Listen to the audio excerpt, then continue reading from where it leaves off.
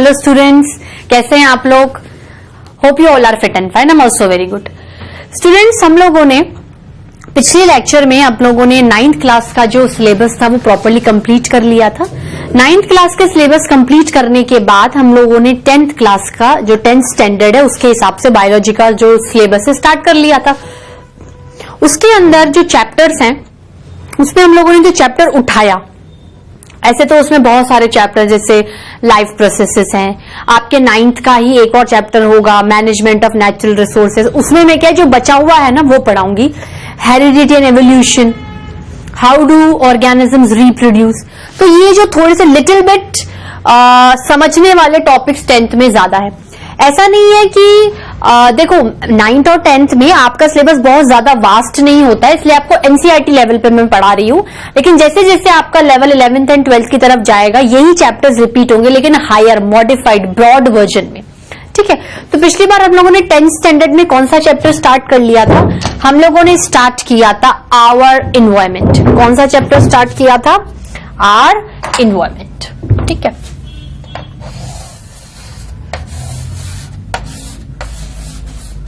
Our environment.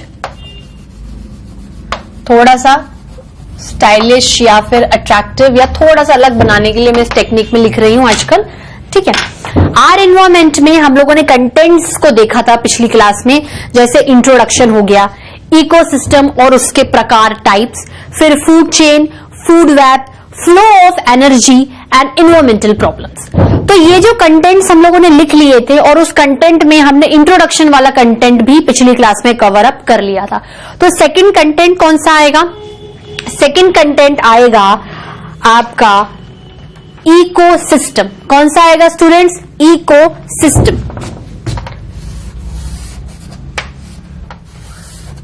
Eco मतलब related to environment, eco मतलब related to environment.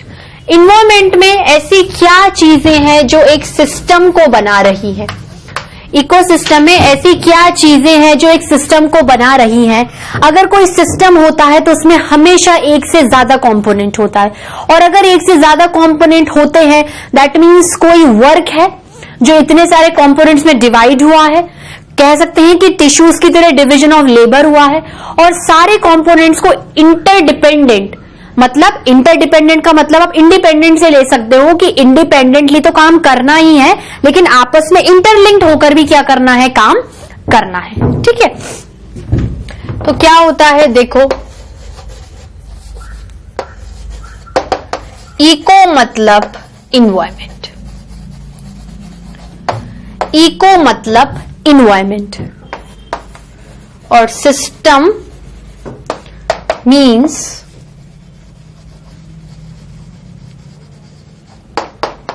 comprising of at least more than one component,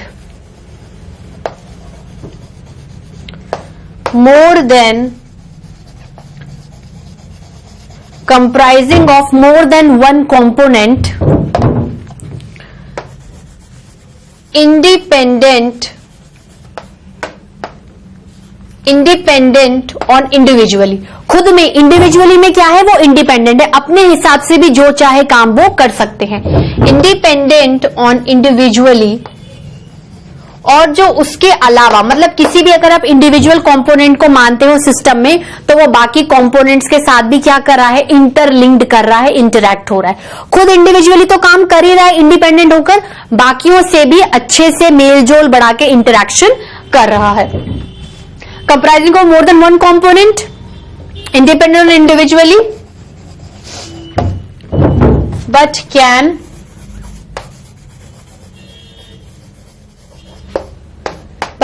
interact with other components of environment also, other components of system। लिख लो, system के बारे में बात कर रहे हैं, सिस्टम ही इन्वायरमेंट है, component of system also.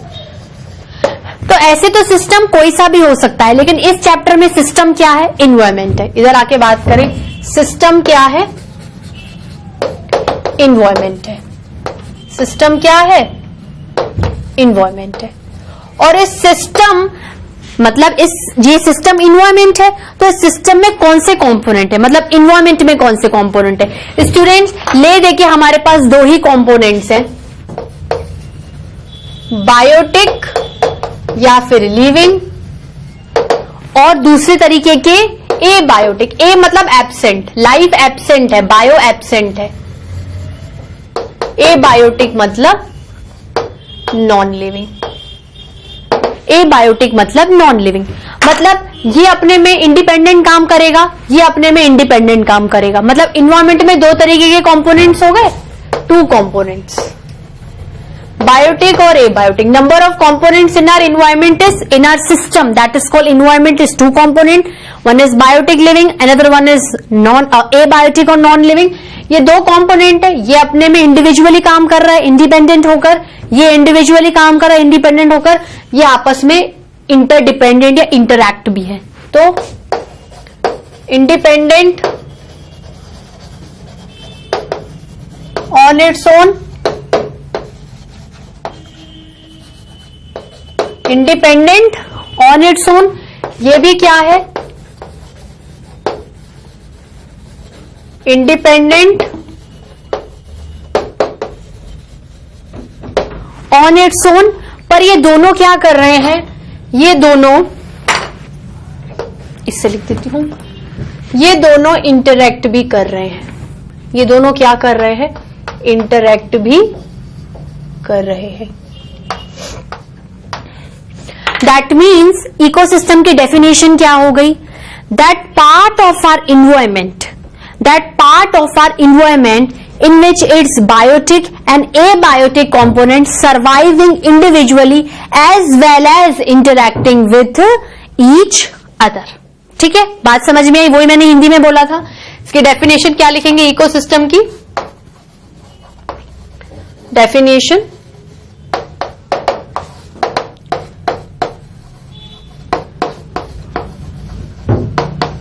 That part of environment.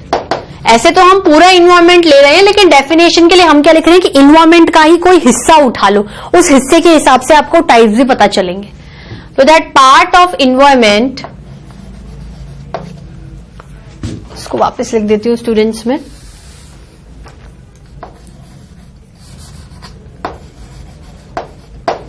Environment में क्या है, एन और एम लगभग एक जैसे लिखते हैं, तो मैं दूर दूर लिख रही हूं। That part of environment in which its biotic and abiotic। भाई इन्वायरमेंट में दो ही मेन कंपोनेंट है, biotic and abiotic components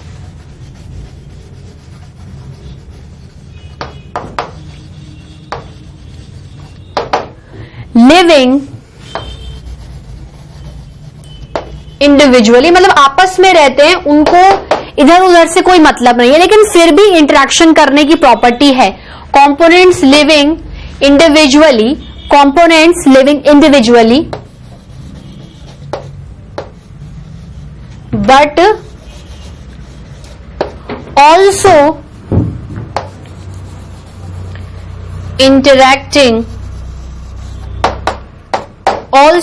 interacting with each other.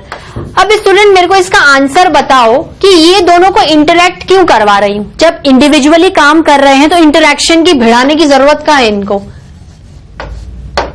Environment को बैलेंस करने के लिए। इन्वायरमेंट को क्या करने के लिए, बैलेंस करने के लिए। आप मुझे एक बात बताओ, जैसे मान लो आपके प्लांट्स और एनिमल्स बायोटिक हैं और वो abiotic component air water land के साथ इंटरैक्ट कर रहे हैं, इकोसिस्टम बना रहे हैं।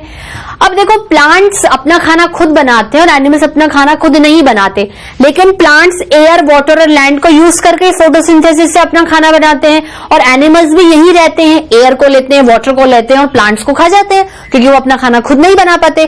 तो प्लांट्स एंड एनिमल्स भी आपस में इंटरैक्ट कर रहे हैं, एबायोटिक कंपोनेंट्स भी इंटरैक्ट इंटरैक्ट कर रहे हैं और प्रॉपरली बायोटिक कंपोनेंट्स का होल और एबायोटिक कंपोनेंट्स का होल भी आपस में इंटरैक्ट कर रहा है। मतलब ऐसा कोई कंपोनेंट ही मत छोड़ो इकोसिस्टम में जो इंटरैक्ट नहीं कर रहा हो। ठीक है, एक ही चीज पे डिपेंड भी नहीं रह सकते कि मैं तो सिर्फ हवा ही लूंगी, हवा से जिंदा रहूंगी। नहीं, आपको रहने के लिए लैंड भी चाहिए, आपको जिंदा रहने के लिए पानी भी चाहिए। मतलब अगर आपने किसी भी कंपोनेंट को माइनस कर दिया अपने सिस्टम में तो आपका एनवायरमेंट क्या हो जाएगा? इम्बैलेंस हो जाएगा। एयर ही एयर खत्म हो जाएगी, वाटर है ही नहीं। वाटर नहीं होगा तो कहां से वाटर वेपर्स बनेंगे, कहां से रेनफॉल आएगी? वेदर तो हमेशा गर्म ही रहेगा। ठीक है, तो इस तरीके से ये सारे कंपोनेंट जरूरी है, इनका इंटरैक्शन भी जरूरी है। इस वजह से आपका इन्वायरमेंट क्या हो जाएगा? We can called it as a balanced environment. ठीक है, okay, interacting with each other to maintain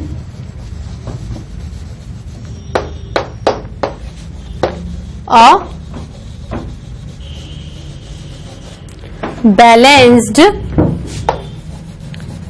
environment, to maintain a balanced environment. That means हम एक मान लो एक फ्लो चार्ट बनाते हैं। चलो ये ऐसे ब्लॉक में मैं आपको कुछ समझाती हूं। ठीक है, इस ब्लॉक में मैं आपको क्या समझा रही हूं?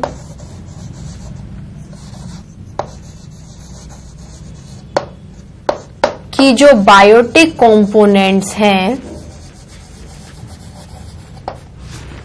ठीक है, इंटरैक्ट का साइन कैसे होता है? दोनों एरो को मिलाकर मैं बता देती हूं। किससे इंटरैक्ट कर रहे हैं?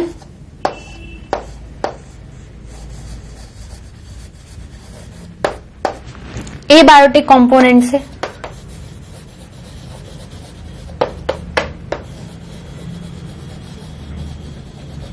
अब मैं इंटरैक्ट की जगह क्या करूंगी? ये एरो बनाऊंगी। अब मैं क्या कर रही हूं देखो, बायोटिक में कौन आते हैं?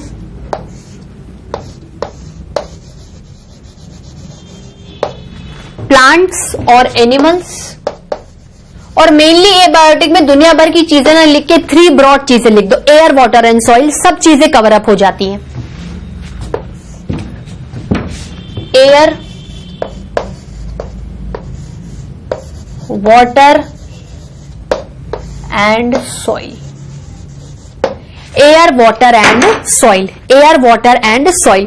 अब देखो ये आपस में भी इंटरैक्ट करेंगे। ठीक है, ये भी आपस में इंटरैक्ट करेंगे। ये और ये भी क्या होगा? आपस में इंटरैक्ट करेंगे। इसने इससे किया, इसने इससे किया, या इसने इससे बात बराबर ही है, इसने इससे भी किया, ये भी इससे कर रहा है, ये भी, दोनों एरो मतलब दोनों तरफ काम चल रहा है। अब देखो अब कौन कौन इंटरैक्ट कर रहा है? देखो प्लांट्स इससे भी इंटरैक्ट करेगा, इससे भी इंटरैक्ट करेगा और इससे भी इंटरैक्ट करेगा। एनिमल भी क्या करेगा? इससे भी इंटरैक्ट करेगा, इससे भी इंटरैक्ट। डबल एरो बनाओ। ठीक है, मतलब अगर प्लांट एयर से कर रहे हैं तो एयर प्लांट से भी कर रहा है, प्लांट वाटर से कर रहा है तो वाटर प्लांट से भी कर रहा है, प्लांट सॉइल से कर रहा है तो सॉइल प्लांट से भी कर रहा है। उसी तरीके से एनिमल्स भी। ठीक है, थोड़ा हैपोजेट लग रहा होगा लेकिन कुछ नहीं करना, सिर्फ इंटरैक्ट करना है और एरो को खींचना है। ठीक है स्टूडेंट्स, नोट डाउन करिए। Students, have you noted now? चलिए, क्या कंप्लीट हुआ अपना इकोसिस्टम का डेफिनेशन। अब चलो मुझे एक बात बताओ, अपन ने इतनी देर से ये थ्योरी बार बार बोल रही हूं, इंटरैक्ट इंटरैक्ट इंटरैक्ट, क्यों इंटरैक्ट करवाऊं भाई? कोई रीजन होगा ना, हम बिना रीजन के थोड़ी काम करेंगे। इन्वायरमेंट भी क्यों बेनिफिट देगा? क्यों मुझे चाहिए कि जो कंपोनेंट से इन्वायरमेंट के वो इंटरैक्ट करें? बताओ मुझे, इसका आंसर आप ही सोचो। कहीं ना कहीं कोई ना कोई फायदा तो नजर आ रहा होगा ना। जो भी कंपोनेंट्स होते हैं इन्वायरमेंट के, चाहे वो लिविंग कंपोनेंट्स हो स्टूडेंट्स या नॉन लिविंग कंपोनेंट्स हो, एक दूसरे से अपने सर्वाइवल के लिए वो इंटरैक्ट करते हैं। जैसे आप रिसोर्सेस की बात कर लो, जैसे आपने एयर ले लिया, एयर में गैसेस है, उस गैस का ऑक्सीजन साइकिल भी होती है, नाइट्रोजन साइकिल भी होती है, कार्बन साइकिल भी होती है, वाटर साइकिल भी होती है। मतलब उनका एग्जिस्टेंस रहे, उनका सर्वाइवल रहे, इसको क्या करते हैं, रिसाइकिल करते हैं। आपने देखा होगा उसके अंदर प्लांट्स एंड एनिमल्स का रोल आता है। मतलब ए बायोटिक कंपोनेंट्स अपने सर्वाइवल के लिए आपस में तो इंटरैक्ट करते ही हैं, बायोटिक से भी करते हैं। और सिमिलरली लाइन बायोटिक की भी चलेगी कि अगर प्लांट्स को जिंदा रहना है, खुद खाना बनाना है, तो उनको एयर वाटर लैंड पे डिपेंड रहना पड़ेगा। एनिमल्स को डिपेंड रहना है तो उनको भी एयर वाटर लैंड और प्लांट्स पे भी डिपेंड रहना पड़ेगा। मतलब मोटिव क्या है इंटरैक्शन का, मोटिव क्यों है कि मैं इंटरैक्ट करके इकोसिस्टम का एक बैलेंस्ड एनवायरमेंट बनाऊं। ठीक है, इकोसिस्टम क्या है, part of an environment in which the biotic and abiotic components living independently as well as interacting with each other. तो मोटिव क्या है कि एबायोटिक खुद में भी करते हैं, बायोटिक के साथ भी करते हैं, बायोटिक खुद से भी करते हैं, एबायोटिक के साथ भी करते हैं, उनके सर्वाइवल के लिए, उनकी एग्जिस्टेंस, आपके अर्थ जो कि प्लेनेट है, एक लाइफ एग्जिस्टिंग सपोर्टिंग सिस्टम है, उसमें क्या हो, वो खत्म नहीं हो। ठीक है, तो क्या है, देखो मैं लिखती हूं, मोटिव ऑफ इंटरैक्शन। देखो इकोसिस्टम कहां से आया है, इन्वायरमेंट से आया है। ओके, इन्वायरमेंट से आया है, लेकिन जब तक उसके कंपोनेंट्स इंटरैक्ट नहीं करेंगे इकोसिस्टम की डेफिनेशन कंप्लीट नहीं होगी। ठीक है, तो अगर इकोसिस्टम को बनाना है तो इन्वायरमेंट के कंपोनेंट्स को इंटरैक्ट करवाना पड़ेगा। तो उसका रीजन देखेंगे कि क्यों इंटरैक्ट हो रहे हैं, क्यों इकोसिस्टम इमर्ज हो रहा है एनवायरमेंट में। ठीक है, तो हम ये कह सकते हैं स्टूडेंट्स, मोटिव ऑफ इंटरैक्शन मतलब इकोसिस्टम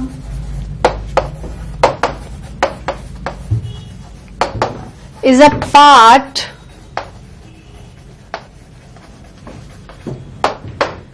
of environment. ठीक है, in ecosystem its components, that is both biotic and abiotic, both biotic and abiotic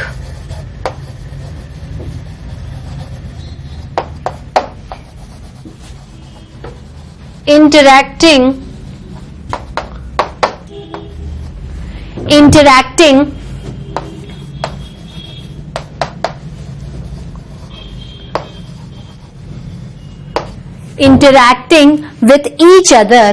ठीक है,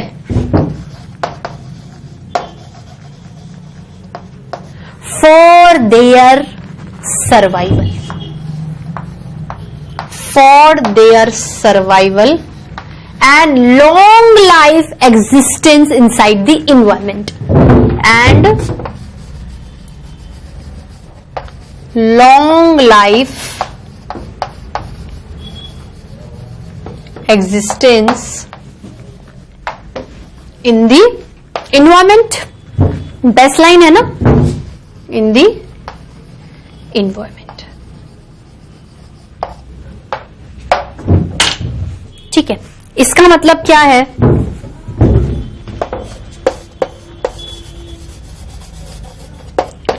प्लांट्स इंटरैक्टिंग विथ एनिमल्स, जो कि स्टूडेंट्स चैप्टर बहुत सिंपल लग रहा है क्योंकि वो बहुत ही सिंपल चैप्टर है आपका। ठीक है, देखो आपको कोई दिक्कत नहीं आ रही होगी। प्लांट्स एंड एनिमल्स जो कि बायोटिक कंपोनेंट्स में रहते हैं, क्यों इंटरेक्शन करते हैं, फॉर सर्वाइवल। प्लांट्स खुद खाना बनाते हैं, एनिमल्स खुद नहीं बनाते हैं, तो एनिमल्स क्या करते हैं, उनसे खाना ले लेते हैं।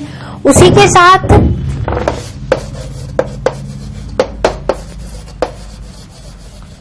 एयर, वाटर एंड लैंड, ये क्या है, आपके एबायोटिक कंपोनेंट्स हैं। ये क्या है, आपके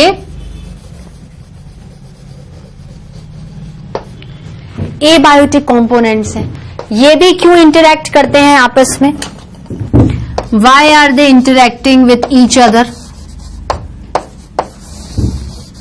क्यों इंटरैक्ट कर रहे हैं? ये भी तो सर्वाइवल के लिए चाहिए ना। इनके लिए सर्वाइवल वर्ड ठीक नहीं है। सर्वाइवल मतलब जो लाइफ प्रोसेसेस करके लाइफ को सर्वाइव करते हैं, आगे बढ़ाते हैं, इनके लिए कह सकते हैं इनका एग्जिस्टेंस जरूरी। इसलिए मैंने देखो 2 पॉइंट लिखाए थे आपको, ठीक है, क्योंकि आप किसी भी कंपोनेंट को मिस नहीं कर सकते। For existence. अब कैसे होता है एग्जिस्टेंस, ये भी देखना, इधर चलेगा। प्लांट्स किसके साथ इंटरेक्ट करेंगे? भाई प्लांट एक बायोटिक कंपोनेंट है और बाकी किसके साथ इंटरेक्ट कर रहा है? ए बायोटिक। तो एयर, वाटर, लैंड ले लो या फिर सनलाइट ले लो, इनके साथ इंटरेक्ट करके वो अपना खुद का खाना बना रहे हैं। खाना बना के खाते हैं तो सरवाइव करते हैं, ठीक है। Prepare their own food, prepare their own food, ठीक है। सरवाइव होगा किससे करेंगे? फोटोसिंथेसिस से।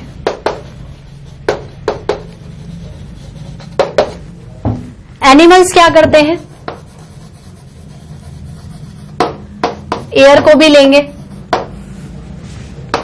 वाटर भी पिएंगे ना, लैंड पे भी रहेंगे इनको सर्वाइवल मिलेगा, ठीक है। सनलाइट भी जरूरी है।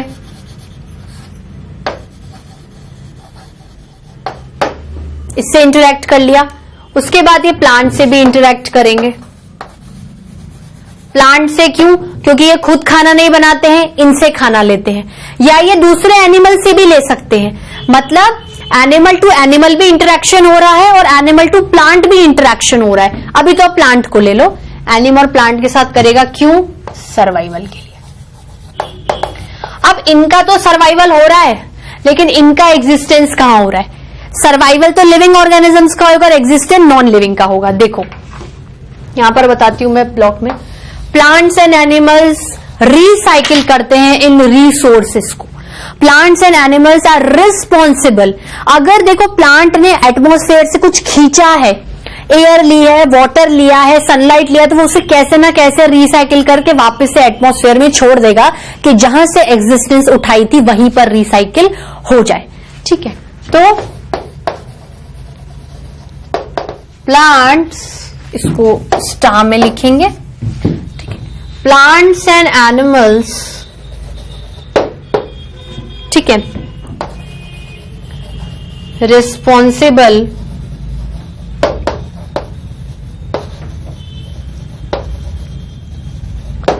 For recycling the abiotic components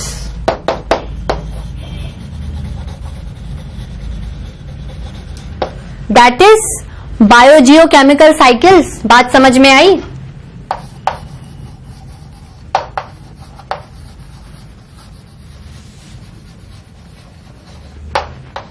biogeochemical cycle, ठीक है। Responsible for recycling the abiotic component that is through biogeochemical cycle to sustain. Sustain मतलब रहे, खत्म नहीं हो जाए। To sustain their existence in environment. उसके बाद अगर वो बायोटिक के साथ इंटरेक्ट करेंगे तो इकोसिस्टम, इन्वायरमेंट, इन्वायरमेंट और इकोसिस्टम, ठीक है स्टूडेंट्स। नोट डाउन करिए। स्टूडेंट्स नोट डाउन किया इसको। चलिए इसी के साथ क्या होता है, इकोसिस्टम का टॉपिक क्या हो जाता है, खत्म हो जाता है। अब हम किस पे प्रोसीड करेंगे? अब हम इसके टाइप्स पे प्रोसीड करेंगे। किस पे प्रोसीड करेंगे स्टूडेंट्स? टाइप्स पे, ठीक है।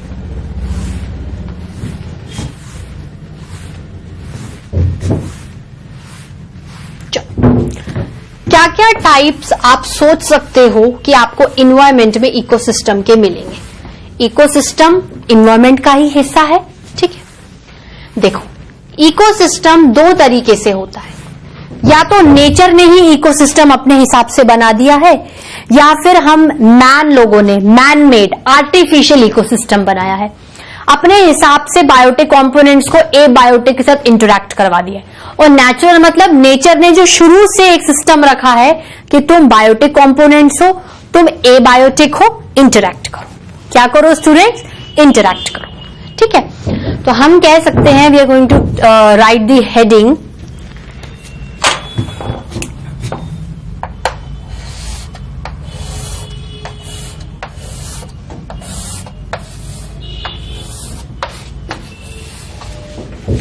types of ecosystem.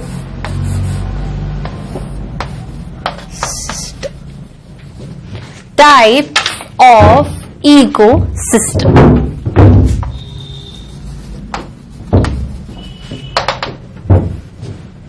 देखो, कितने तरीके के टाइप्स आप कंसीडर कर सकते हो, बताओ मुझे। देखो, environment is residing itself with in the environment, मतलब जो इकोसिस्टम बनेगा वो किसके अंदर बनेगा? इन्वायरमेंट के अंदर ही बनेगा।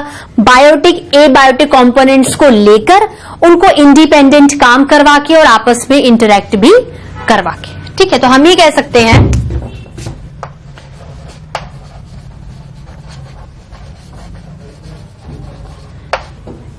Ecosystem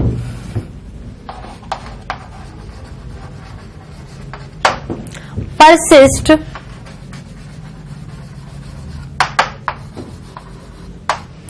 inside the environment, inside the environment। ठीक है, तो इन्वायरमेंट में ही क्या है, इसके ब्रॉडली टू कैटेगरीज में इसे बांटा गया है। विद इन द इन्वायरमेंट इसे ब्रॉडली टू कैटेगरीज में बांटा गया है। तो it is broadly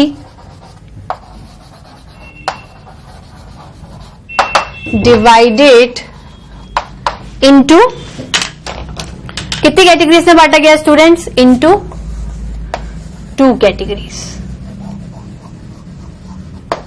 into two categories. कौन सी दो कैटेगरीज है स्टूडेंट्स? वो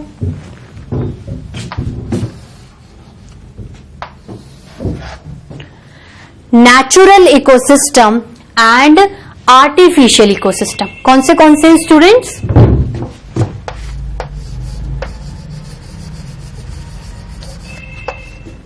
natural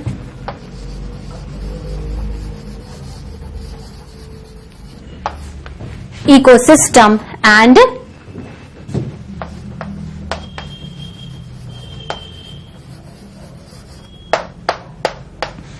artificial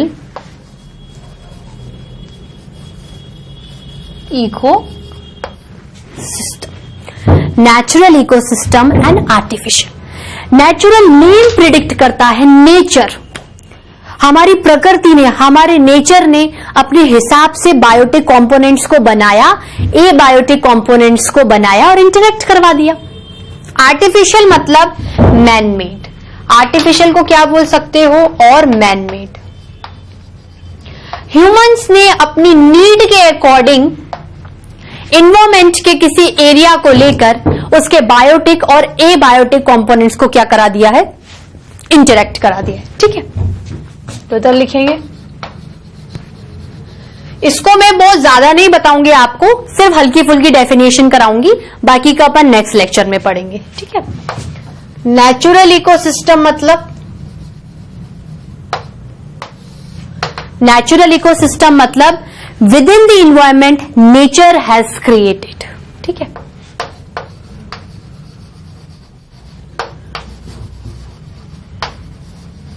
nature has created this ecosystem. With in the environment लिखने का कोई मतलब नहीं है स्टूडेंट्स, ये तो क्या हो गया कि जबरदस्ती लैंग्वेज बढ़ाना है। इन्वायरमेंट ही तो इकोसिस्टम है। ठीक है, और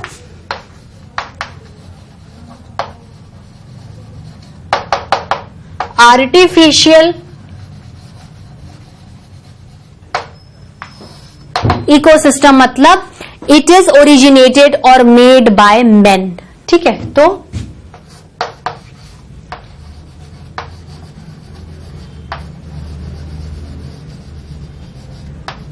man has created this ecosystem. ठीक है, तो लास्ट में क्या लिखेंगे कि चाहे नेचुरल हो या फिर आर्टिफिशियल हो या फिर आर्टिफिशियल हो, दोनों किसके अंदर आएंगे? With in the environment.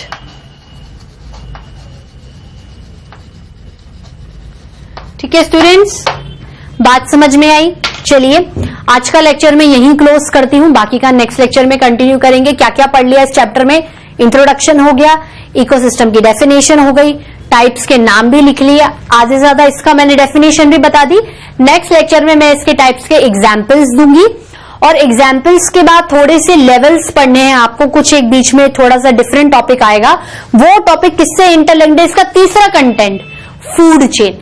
ठीक है, देन फूड वेब और उसके बाद जितने भी वेरियस टॉपिक्स हैं। ठीक है स्टूडेंट्स, आज के लिए इतना ही। Till then bye bye, have a nice day.